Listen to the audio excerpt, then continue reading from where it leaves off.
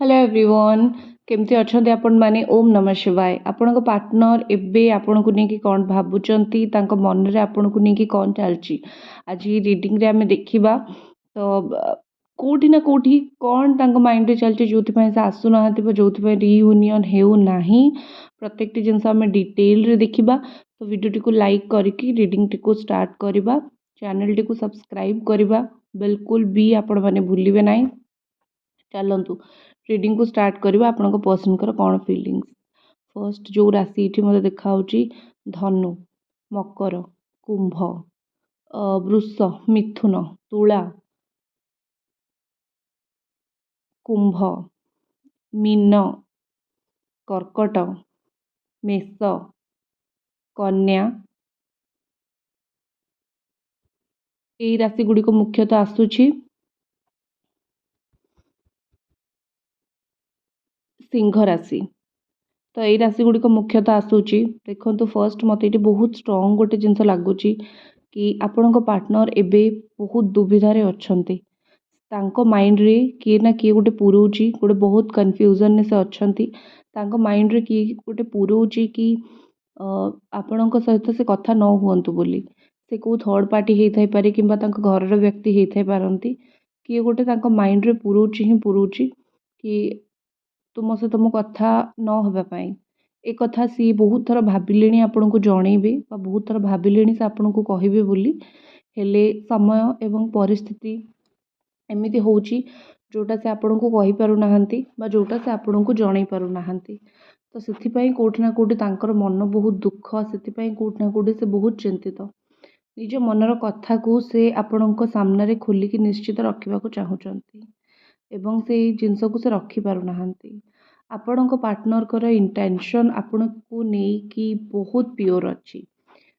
आपण सहित से कौन क्षति करने को चाहूना किंबा आपणकर से कौन खराब करने को चाहूना बास से चाहूँगी तांको जोगु आपण जीवन उपरे कौन प्रभाव न पड़ू तांको जोगु कौन कारण रे आपण हैरान न हुंतु तो से लगुच कि आपण पार्टनर को माइंड रे चली कि मु ताको हैरान करी ना कि सेतेटा टेंशन देवी ना से मैक्सिमम चुप रोचंती से मैक्सिमम साइलेंट रोचंती आपण को से बहुत सारा कथा कहूना कारण तांकर आपण को लेकिन आउ हर्ट करिवार नाही मझे किछि दिन जदि चुप रही जाउछंती ताहले कोठना कोठी लागुची से भाबिकी चुप रही जाउछंती कि आपणकर कंडीशन आपणकर परिस्थिति एबे भल नाही तो यही कंडीशन बा यही परिस्थिति रे जदि से बारंबार आपण को हैरान करूछंती कि जदि से बारंबार आपण को याडू साडू कहउछंती तो जिनस पूरा पूरी भूल हो जिनस पूरा पूरी खराब हो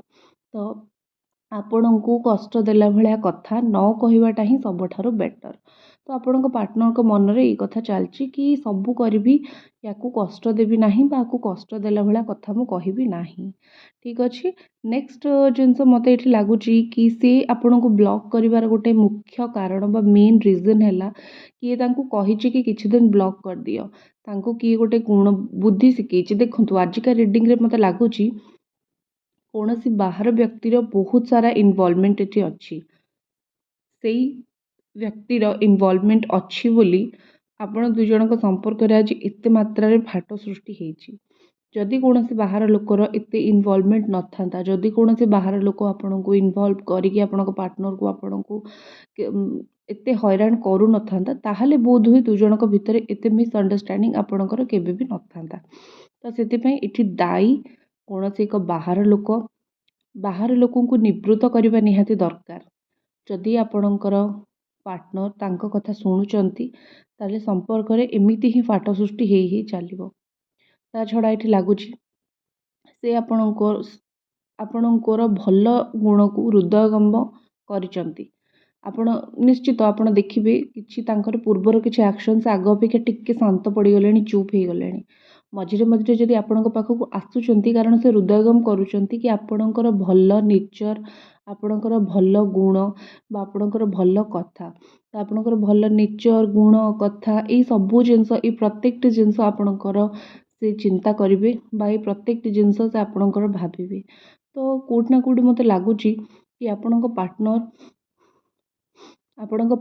आपण को ଭଲ ପାଇବା ପାଇଁ ମନ ତାଙ୍କର ବଳୁଛି, ବେଳେବେଳେ ବହୁତ ଇଚ୍ଛା ହେଉଛି, କିନ୍ତୁ ସେଇ ଯେଉଁ କୁହନ୍ତି ନା, କାହାର ଶିଖେଇବା, କାହାର ମନ୍ତ୍ରଣା ଦେବା, କାହାର କହିବା, ଏ ସମ୍ପର୍କରେ ଗୋଟେ ମୂଳ ବିଷଧର ସାପ ପରି କାର୍ଯ୍ୟ କରୁଛି। 3 ଅଫ୍ ସୋର୍ଡ ଅଛି। ଆପଣଙ୍କ ପାର୍ଟନରଙ୍କ ଛାତିରେ କିଏ ଛୁରୀ ଭୁସିଲା ଭଳି କର୍ମ କରିଛି। ହେଇଥାଇପାରେ ଆପଣଙ୍କୁ ଏଇ ଜିନିଷ ଜଣା ନଥିବ, ହେଇଥାଇପାରେ କେମିତି ବି ଆପଣ ଜାଣିବେ। ଆପଣ ତାଙ୍କ ସହିତ କଥା ନାହିଁ, ଆପଣଙ୍କର ତାଙ୍କ ସହିତ ବାର୍ତ୍ତା ନାହିଁ, ଆପଣଙ୍କର ତାଙ୍କ ସହିତ ବାର୍ତ୍ତାଳାପ ମଧ୍ୟ ନାହିଁ, ଆପଣଙ୍କର ତାଙ୍କ ସହିତ ସ୍ନେହ ନାହିଁ, ଶ୍ରଦ୍ଧା ନାହିଁ, ଆପଣଙ୍କର ଥିଲେ ବି ତାଙ୍କର ଏବେ ନାହିଁ। ଦେଖନ୍ତୁ, ଆପଣଙ୍କର ପାର୍ଟନର ହେଉଛନ୍ତି ଗୋଟେ ଛୋଟ ଛୁଆ ଭଳି, ଇନର ଚାଇଲ୍ଡ ତାଙ୍କର ବହୁତ ଅଛି, ଇନର ଚାଇଲ୍ଡନେସ୍। ତ ଏଇ ଛୋଟ ଛୁଆ ଭଳି ହବାର ଗୁଣ ଗୋଟିଏ କାରଣ ଯୋଗୁଁ ହେଇଥାଏ କି ଗୋଟେ ମଣିଷ ଯେତେବେଳେ ନିଜ ହିସାବରେ କୌଣସି କାର୍ଯ୍ୟ କରେ, ତ ସେ କ'ଣ କରେ, ଜିଦିଆ ହେଇଯାଏ। ଛୋଟ ଛୁଆମାନେ ଅନ୍ତତଃ ବହୁତ ଜିଦିଆ ହେଇଥାନ୍ତି। ଆପଣଙ୍କ ପାର୍ଟନରଙ୍କ ମନ ସଫା କିନ୍ତୁ ବହୁତ ଜିଦିଆ, ଯାହା ବୁଝିଥିବେ, ଯିଏ ଯାହା ବୁଝେଇ ଦେଇଥିବ ସେଇଭଳିଆ। ତାଙ୍କୁ ଠିକ୍ ଲୋକ ଠିକ୍ ଜିନିଷ ବୁଝଉ ନାହିଁ, ସେଥିପାଇଁ ଅସୁବିଧା ହେଉଛି। ତାଙ୍କୁ କିଏ କହିଦେଇଛି ଆପଣ ଖରାପ, ତ ସେ ସେଇଟାକୁ ବିଶ୍ୱାସ କରିଯାଇଛନ୍ତି। କିନ୍ତୁ ଆପଣଙ୍କ ପାର୍ଟନର ଗୋଟେ ଛୋଟ ଛୁଆ ଭଳିଆ ଆପଣଙ୍କୁ ବେଳେବେଳେ ଖୋଜନ୍ତି। ଆପଣଙ୍କ ସହିତ କଥା ହେବା, ମିଶିବା, ଦୁଃଖ ସୁଖ ବାଣ୍ଟିବା, ପ୍ରତ୍ୟେକଟି ଜିନିଷ ସେ ଖୋଜନ୍ତି। ହେଇଥାଇପାରେ ଆପଣ ଦୁଇ ଜଣଙ୍କର ପିଲା ଥିବେ, ଛୁଆ ଥିବେ, ତ ଏଇସବୁ ଜିନିଷ ଅସୁବିଧା ହେଉଥିବ। ତ ସେଥିପାଇଁ ଏଠି କେଉଁଠି ନା କେଉଁଠି କୁହାଯାଉଛି କି ଆପଣ ଆଉ ଆପଣଙ୍କ ପାର୍ଟନର ଦୁଇ ଜଣ ଯାକ କେଉଁଠି ନା କେଉଁଠି ଗୋଟେ ବହୁତ ଭଲ ପାଇବା ଆପଣ ଦୁଇ ଜଣଙ୍କ ଭିତରେ ଅଛି। ଫିଲିଙ୍ଗସ୍ ବହୁତ ବଢ଼ିଆ ଅଛି, କିନ୍ତୁ ବୁଝିବାରେ ଟିକେ କଷ୍ଟ ହେଇଯାଉଛି। ଆପଣ ଦୁଇ ଜଣଙ୍କୁ ଟିକେ ବୁଝିବା ଡିଲେ ହେଇଯାଉଛି, ବା ଦୁଇ ଜଣଙ୍କୁ ଟିକେ ବୁଝିବା କଷ୍ଟ ହେଇଯାଉଛି। ତ ଏଇ ଜିନିଷ ଆପଣଙ୍କ ପାର୍ଟନରଙ୍କର ମାଇଣ୍ଡରେ ଚାଲିଛି, ବା ଏଇ ଜିନିଷ ଆପଣଙ୍କ ପାର୍ଟନରଙ୍କ ମାଇଣ୍ଡରେ ରହୁଛି। ତ ସେଥିପାଇଁ ସେ ଲାଗୁଛି କେଉଁଠି ନା କେଉଁଠି କି ଇଏ ଟିକେ ଆପଣଙ୍କ ପାର୍ଟନର ଟିକେ ଯଦି ବୁଝିବାର ବ୍ୟକ୍ତି ହୁଅନ୍ତେ, ଟିକେ ଯଦି ବୁଝିବା ସୁଝିବାର ବ୍ୟକ୍ତି ହୁଅନ୍ତେ, ତାହେଲେ ବହୁତ ଭଲ ହୁଅନ୍ତା। ହେଲେ ସେ କେଉଁଠି ନା କେଉଁଠି ଗୋଟେ ବୁଝିପାରୁନାହାନ୍ତି, ହେଲେ ସେ କେଉଁଠି ନା କେଉଁଠି ଗୋଟେ ଜାଣିପାରୁନାହାନ୍ତି କି ତାଙ୍କୁ କିଏ ଗୋଟେ ଭଣ୍ଡେଇ ଦେଉଛି, ଆପଣ ତ ଭଣ୍ଡଉନାହାନ୍ତି। ଦେଖନ୍ତୁ, ଏଠି ଗୋଟେ ଯଦି ପିଲା ଛୁଆ ମଧ୍ୟ ଅଛି, ତାହେଲେ ବି ସିଏ ଅସୁବିଧା ଗୋଟେ କରୁଛି ଆପଣ ଦୁଇ ଜଣଙ୍କ ମିଳନରେ। ଗୋଟେ ଜିନିଷ ମୁଁ ଆପଣଙ୍କୁ କହି ରଖୁଛି, କୌଣସି ଏକ ବ୍ୟକ୍ତି ଏମିତି ଅଛନ୍ତି ଯିଏ ତାଙ୍କୁ ମଧ୍ୟ ବହୁତ କଷ୍ଟ ଦେବାକୁ ଚେଷ୍ଟା କରୁଛନ୍ତି। ତାଙ୍କ ଛାତିରେ ଛୁରୀ ମାରିଲା ଭଳି ତାଙ୍କୁ କିଏ ତ ଗୋଟେ କଷ୍ଟ ଦେଇଛନ୍ତି, ତାଙ୍କ ଛାତିରେ ଛୁରୀ ମାରିଛନ୍ତି। ହେଇଥାଇପାରେ ଆପଣଙ୍କୁ ଜଣା ନାହିଁ, ଆପଣ ଜାଣିନାହାନ୍ତି, ଆପଣଙ୍କୁ ସେ ଜଣେଇବା ଠିକ୍ ଭାବି ନାହାନ୍ତି, ଏଇସବୁ ଜିନିଷ ହେଇଥାଇପାରେ ହେଇଛି। ହେଲେ ଆପଣଙ୍କ ପାର୍ଟନରଙ୍କ ଛାତିରେ କେଉଁଠି ନା କେଉଁଠି ଗୋଟେ ଛୁରୀ ବାଜିଛି, ଆପଣଙ୍କ ପାର୍ଟନରଙ୍କ ଛାତିରେ କେଉଁଠି ନା ଗୋଟେ ସେ କଷ୍ଟ ହେଇଛି, ଯେଉଁ କଷ୍ଟଟା ତାଙ୍କୁ ଲୋକଙ୍କ ଆଗରେ କହିବାକୁ ଟିକେ ଡର ଲାଗୁଛି, କିମ୍ବା ଲୋକଙ୍କ ଆଗରେ ଜଣେଇବାକୁ ଟିକେ ତାଙ୍କୁ କଷ୍ଟ ହେଉଛି। ନେକ୍ସଟ ଜିନିଷ ଯଦି ଆମେ ଦେଖିବା, ଦେଖନ୍ତୁ ଏଠି ଫ୍ରେଣ୍ଡସିପ୍ର କାର୍ଡ଼ ଆସିଛି। ମୋତେ ଲାଗୁଛି କେଉଁ ସାଙ୍ଗ ଗୋଟେ ତାଙ୍କ ହାତ ଧରିକି ତାଙ୍କୁ ଭୁଲ ଦିଗ୍ଦର୍ଶନ କରେଇଛି, ତାଙ୍କୁ ଭୁଲ ରାସ୍ତା ଦେଖେଇଛି। ଦେଖନ୍ତୁ, ଭିଡ଼ିଓଟିକୁ ଆପଣ ଲାଇକ୍ କରିଦିଅନ୍ତୁ, ହାଇପ୍ର ଅପସନ୍ ଅଛି, ହାଇପ୍ ମଧ୍ୟ କରନ୍ତୁ। ହ୍ୱାଟ୍ସଆପ୍ ନମ୍ବର ଅଛି, କୌଣସି ପ୍ରଶ୍ନ ଯଦି ମନରେ ଅଛି ପଚାରିବେ, ଆପଣଙ୍କୁ ମୁଁ ବେଝିଝକ ଆନ୍ସର୍ କହିବି। ଠିକ୍ ଅଛି। ତ ଫ୍ରେଣ୍ଡସିପ୍ର ଏଠି ଏନର୍ଜି ଅଛି, ଫ୍ରେଣ୍ଡସିପ୍ର ଏଠି କାର୍ଡ଼ ଅଛି। ମୋତେ ଲାଗୁଛି ଆପଣଙ୍କ ପାର୍ଟନର ମନି, ପଇସା ଏଇସବୁ ଦିଗରେ ବହୁତ ନିଜକୁ ଇନଭଲ୍ଭ କରୁଛନ୍ତି। ତାଙ୍କର ପଇସା ପତ୍ରକୁ ନେଇକି ବହୁତ ଟେନସନ୍ ଥିଲା କି ମୋତେ ରୋଜଗାର କରିବାର ଅଛି, ମୋତେ ଇନକମ୍ କରିବାର ଅଛି, କେଉଁ ସାଙ୍ଗ ସହିତ ମିଶିକି କୌଣସି ବିଜନେସ୍ କରିବାର ଅଛି। ଏଇସବୁ ଜିନିଷ, ଏଇସବୁ ଚିନ୍ତାଧାରା ଆପଣଙ୍କ ପାର୍ଟନରଙ୍କ ମନରେ ବହୁତ ସମୟ ଧରି ଚାଲିଥିଲା। ନିଜର ଜବ୍ର ଟେନସନ୍ ବହୁତ ଚାଲିଥିଲା। ତା ଭିତରେ ସେ କେତେବେଳେ ଆପଣଙ୍କ ସହିତ ନିଜକୁ ଦୂରେଇ ଦେଲେ, ସେଇଟା କିଛି ବି ଜଣାପଡ଼ିଲା ନାହିଁ। ବାସ୍ ମୁଁ ଏତିକି କହିବି, ବା ଏଠି ମୋତେ ଏଇ ଜିନିଷ ଲାଗୁଛି, ଦେଖନ୍ତୁ, ଆପଣଙ୍କର ପାର୍ଟନରକୁ କୌଣସି ଦୁଇ ଜଣ ସାଙ୍ଗ ମିଶି ବହୁତ ବଡ଼ ଆକାରରେ ଧୋକା ଦେଇଛନ୍ତି, ବହୁତ ବଡ଼ ଆକାରରେ ତାଚ୍ଛଲ୍ୟ କରି, ନିନ୍ଦା କରି, କଥାବାର୍ତ୍ତା କରିଛନ୍ତି। ୟେସ୍, ଆପଣ ଠିକ୍ ଶୁଣିଲେ। ଯଦି ତାଙ୍କର ଗୁଣ ଭଲ ଥାନ୍ତା, ଯଦି ତାଙ୍କର ସମୟ ଚିନ୍ତାଧାରା ଭଲ ଥାନ୍ତା, ସେ କେବେ ଏମିତି ଖରାପ ଦୁଷ୍ଟ ଜାତୀୟ ସାଙ୍ଗମାନଙ୍କୁ ବାଛି ନଥାନ୍ତେ, ଏବଂ ଏଇ ଖରାପ ଏବଂ ଦୁଷ୍ଟ ଜାତୀୟ ସାଙ୍ଗମାନେ ଆପଣଙ୍କ ସମ୍ପର୍କକୁ କେବେ ବି ସେତିକିଟା ଖରାପ କରିବାକୁ ତାଙ୍କର ସାହସ ହେଉନଥିଲା, ବା ସାହସ ହେଇନଥାନ୍ତା। ମୋତେ ଲାଗୁଛି ଆପଣଙ୍କ ପାର୍ଟନର ଆପଣଙ୍କୁ ନେଇକି ଗୋଟେ ନୂଆ ସାଙ୍ଗ ଭଳି ସମ୍ପର୍କ ରଖିବାକୁ ଚାହୁଁଛନ୍ତି। ହେଇଥାଇପାରେ ସେ ଆପଣଙ୍କୁ କହିଥିବେ କି ଆମେ ଜୀବନ ସାରା ସାଙ୍ଗ ହେଇ ରହିବା। ଯଦି ବାହା ହେଇପାରୁନେ, ଯଦି ପାର୍ଟନରସିପ୍ ହେଇପାରୁନି ତ ଜୀବନ ସାରା ସାଙ୍ଗ ହେଇକି ରହିବା। ଏମିତି ଏକ ପ୍ରତିଶ୍ରୁତି ମଧ୍ୟ ସେ ଆପଣଙ୍କୁ ଦେବାକୁ ପଛଉନାହାନ୍ତି, କାରଣ ସେ ଜେନ୍ୟୁଇନଲି ଆପଣଙ୍କ ସହିତ ରହିବାକୁ ଚାହୁଁଛନ୍ତି। ଜେନ୍ୟୁଇନଲି ତାଙ୍କର ଇଚ୍ଛା ଆପଣଙ୍କ ସହିତ ରହିବାକୁ। ନେକ୍ସଟ କାର୍ଡ଼ଟି ଦେଖିବା। ଆଉ କ'ଣ ଆପଣଙ୍କ ପାର୍ଟନର ମୋତେ ଜଲ୍ଦି ଜଲ୍ଦି ହ୍ୱାଟ୍ସଆପ୍ରେ ମେସେଜ୍ କରିବେ ଯଦି ଆପଣଙ୍କର କୌଣସି ପ୍ରଶ୍ନର ଉତ୍ତର ଜାଣିବାକୁ ଅଛି। ପାର୍ଟନର କେବେ ଆସିବେ, କେମିତି ଆସିବେ, କାହିଁକି ଆସୁନାହାନ୍ତି, ବ୍ଲାକ୍ ମ୍ୟାଜିକ୍ ହେଇଛି କି ନାହିଁ, ପ୍ରତ୍ୟେକଟି ଜିନିଷ ଦେଖନ୍ତୁ। କୌଣସି ଷ୍ଟେଟସ୍ ଆପଣ ତାଙ୍କ ପାଇଁ ଲଗାନ୍ତୁ କିମ୍ବା ସିଏ ଆପଣଙ୍କ ପାଇଁ ଲଗାଇ ପାରନ୍ତି। ଗୀତ ମାଧ୍ୟମରେ କୌଣସି ଆପଣଙ୍କୁ ମେସେଜ୍ ଦେବାକୁ ଚାହୁଁଛନ୍ତି ବା କୌଣସି ଆପଣଙ୍କୁ ଜିନିଷ ଜଣେଇବାକୁ ଚାହୁଁଛନ୍ତି କି ତାଙ୍କ ମାଇଣ୍ଡରେ କ'ଣ ଚାଲିଛି। ୟେସ୍, ଆପଣ ଶୁଣିଲେ ବହୁତ ଆଶ୍ଚର୍ଯ୍ୟ ହେବେ। ବେଳେବେଳେ ମଣିଷ କିଛି ମାଧ୍ୟମ ବାଛେ। ଯେତେବେଳେ ଗୋଟେ ମଣିଷ ପାଖରେ କୌଣସି ବାଟ ନଥିବ ସେ ମାଧ୍ୟମ ହିଁ ବାଛେ। ଗୀତକୁ, ସୁରକୁ ସେ ନିଜର ମାଧ୍ୟମ ବାଛେ ଏବଂ ତା ସହିତ ସେ ନିଜକୁ ସେତିକି କମ୍ଫର୍ଟେବଲ୍ କରେଇକି ନିଜର କଥା ସାମ୍ନାବାଲା ପାଖରେ ରଖେ। ଭଲ ପାଇବା ତ ବହୁତ ଅଛି, ତାଙ୍କର ଫିଲିଙ୍ଗସ୍ ଆପଣଙ୍କ ପ୍ରତି ବହୁତ ଅଛି।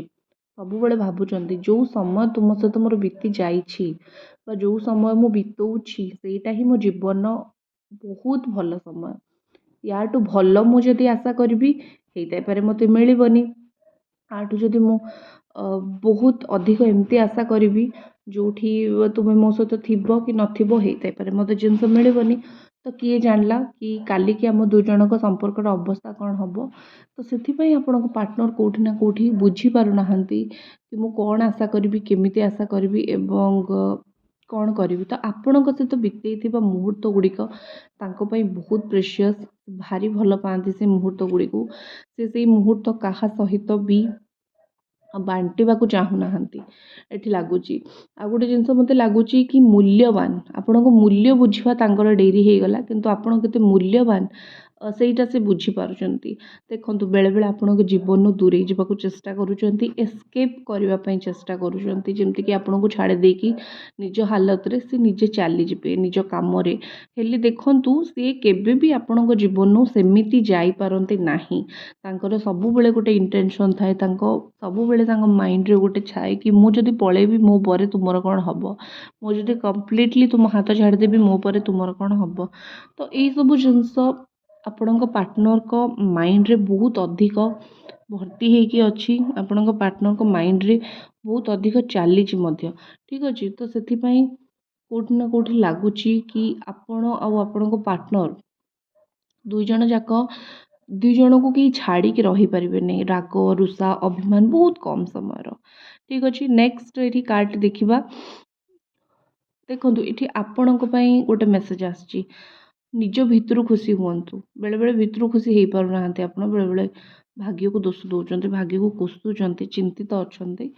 ତ ନିଜକୁ ଖୁସି ଦେବା, ନିଜକୁ ଖୁସି କରିବା ସେଟା ଆପଣଙ୍କର ଧର୍ମ।